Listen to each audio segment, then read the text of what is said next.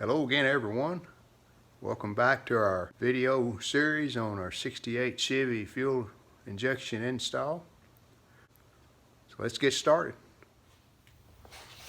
When we finished part 2, we had the supply line ran from the fuel pump to the engine compartment, and today I just finished running the return line, which is this line right here.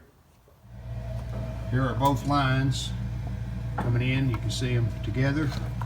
Have blue tape on the supply line, and here's the return that I just finished running to the front.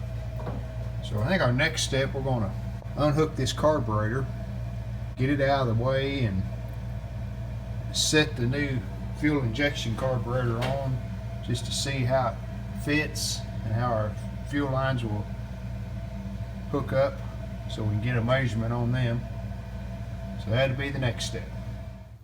Here's the carburetor, fuel injection carburetor that I'm going to go on the truck, and I just tied all the wiring together to kind of keep it under control. This is a linkage. Linkage side goes towards the driver's side of the truck.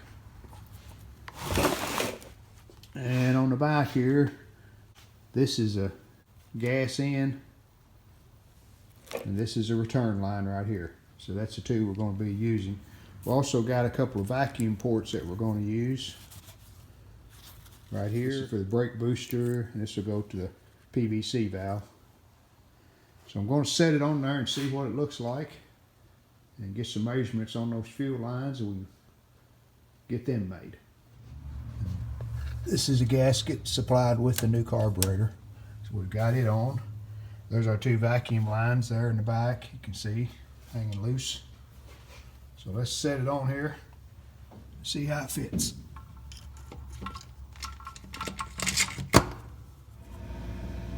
All right, got it sitting on there, and throttle linkage will go back into place, same place. Looks like it'll work. So I'm gonna get some measurements on those fuel lines, and I'll make them next. Got the carburetor bolted down. Fuel lines are hooked up. Have the vacuum lines hooked up. In the back, I'm not sure. Yeah, you can probably see both of them curling in there. They're hooked up to the power steering and to the PVC valve.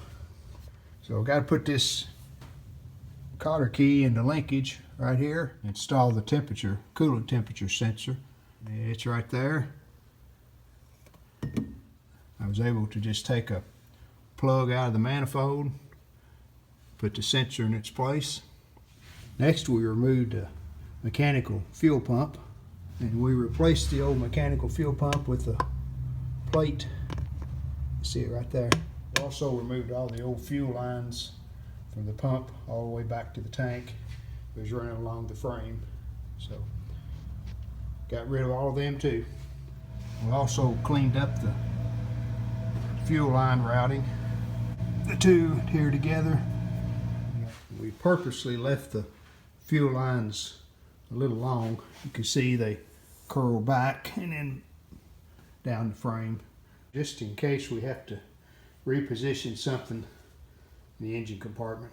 You can see I've got them fastened down along the frame rail. We do have to mount a O2 sensor with the new fuel injected carburetor. So here's the sensor. That plug right there comes from the fuel injected carburetor. Exhaust pipe loose.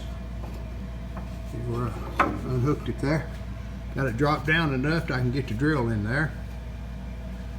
And this bung goes right there. There's clamps that go around it, or you can weld it. I'm just going to use the clamps. They say it won't leak. And I've got my hole started there at the drill, so it has to be a 7/8 hole. So I'm going to drill it out smaller first, then I'll use a step bit to drill it up to 7/8.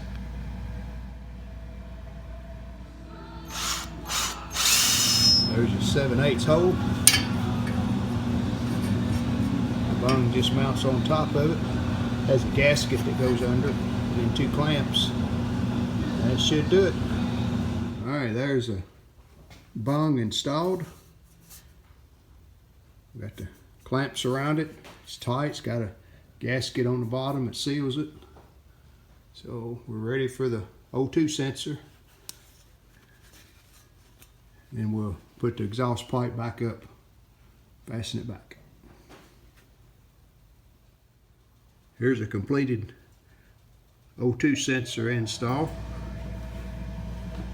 It's mounted in the exhaust. Got it tied up to the fuel lines and electrical lines going to the far wall. There's the plug, and I can pull it up and get it more out of the way. Pretty happy with that. That should work. The next step in the project is pulling the old gas tank out behind the seat. Now that we've got all the fuel out of it, we're going to have to, number one, get the truck off the lift, then push it back or forward to where we got clearance away from the lift where we can get the seat out. And we'll take the seat out, and then we'll take the tank out. Right, ready to get the gas tank out. Just got bolts that hold it in. I'll probably unhook that line going in right there. Just push it down, get it out of the way. Fuel tank's out. Just brought it outside. There's the cab with the gas tank gone. Will be a little more room behind the seat now. You can store things if you wanted. Here are the wires that have to be hooked up. The big red wire, it goes to the battery, which will be over here.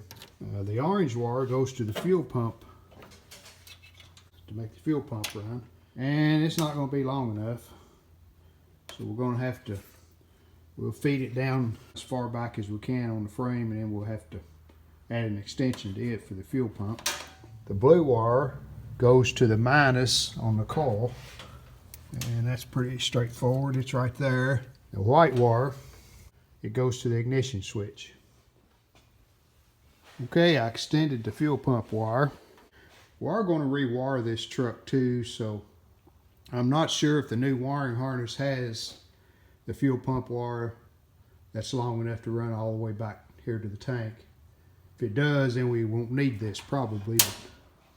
But this is just a kind of a temporary hookup so we can see if the fuel injection will work. Okay, fuel pump's hooked up. It's a plus post. Here's a ground. Also grounded the sending unit to the same terminal. And then I've got a ground run over here to the frame. So I should have that. Only other thing we need to do back here is we got to plug this off, the old fuel inlet. And then we've got to put a vent on this tank. So we'll probably put it right here. I'm not sure yet. We got to get the vent and see how we can mount that. Temporarily hooked up the 12 volt to the battery, red wire. And the orange wire goes to the fuel pump. This wire right here, it's hooked up. Did that yesterday. And then the white wire goes to the 12 volt switch.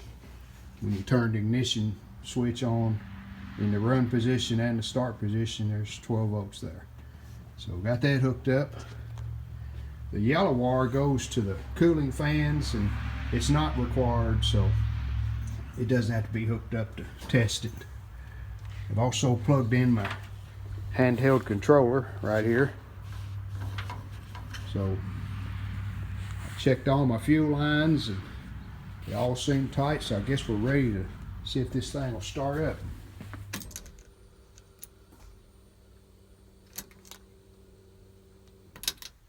Heard the fuel pump run. That's a good sign.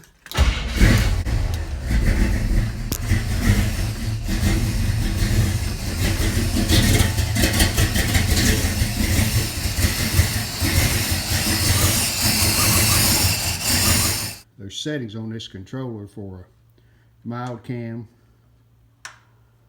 or aggressive cam. We go to engine setup.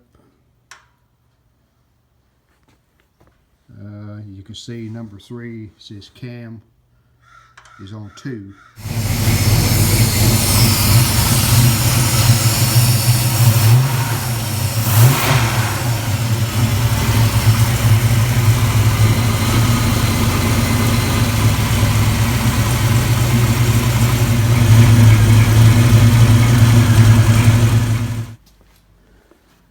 Well, I played around with some of the settings on the controller.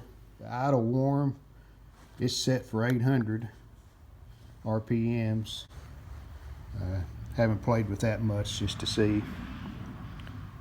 Fuel pump flow should be on 75, and that's what it's on, 74.9. If you've got an in-tank or an external fuel pump for fuel injection, that's what they say to set it on. Rev limit 7,000. I didn't try that out. I'm sure it works. All in all, it's running. Starts up. I think the fuel injected carburetor is doing what it's supposed to do.